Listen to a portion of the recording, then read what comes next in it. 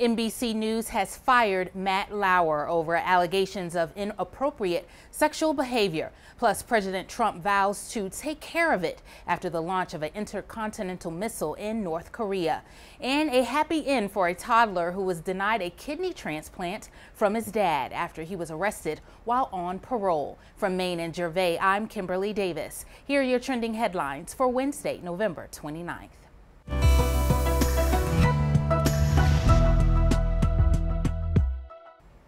One of the most recognizable personalities on television has been fired after a, quote, inappropriate sexual behavior complaint. NBC News fired 59-year-old Matt Lauer Wednesday morning. The network announced that Lauer was let go after a colleague complained Monday night.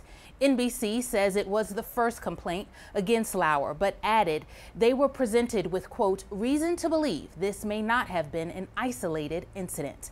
Lauer's Today Show colleague Savannah Guthrie made the announcement at the top of the show, calling it a sad morning. She said she was, quote, heartbroken for Matt, and also felt heartbroken for the woman who accused Lauer of misconduct.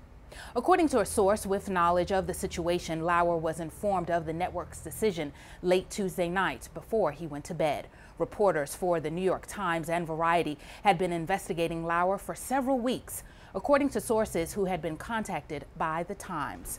Lauer was part of NBC News for over 20 years. North Korea launching yet another ballistic missile, and U.S. officials says this one shows significant improvement since the last test in July. Kristen Holmes reports.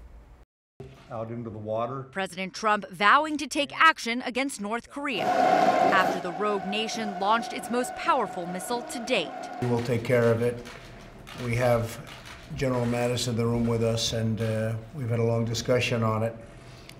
It is a situation that we will handle. Tuesday's test, the first in months, a clear indicator that despite President Trump's previous warnings, Kim Jong-un continues to develop North Korea's weapons program. The bottom line is it's a continued effort to build a threat, a ballistic missile threat that endangers world peace, regional peace, and certainly the United States.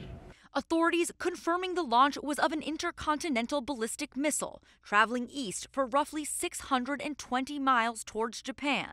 The rocket spending just under an hour in the air before crashing into the ocean inside of Japan's exclusive economic zone. South Korea's military responding quickly, conducting a precision missile strike drill just minutes afterwards. While officials say this was not a threat to North America or our allies, the U.S. believes in 2018 North Korea may be capable of launching a missile that could reach the U.S. If we have to go to war to stop this, we will. And if there's a war with North Korea, it'd be because North Korea brought it on itself. And we're headed toward a war if things don't change. In Washington, I'm Kristen Holmes. A.J. Burgess was born prematurely without a working kidney and needed a transplant. At 2 years old, doctors say he only weighed 25 pounds and couldn't walk. A.J.'s father, Anthony Dickerson, was a 100% match for the transplant. But before the operation, Dickerson was arrested for violating his parole, and the hospital delayed the surgery. A.J.'s parents and their attorneys spoke out after the child received a transplant following demonstrations and a social media campaign.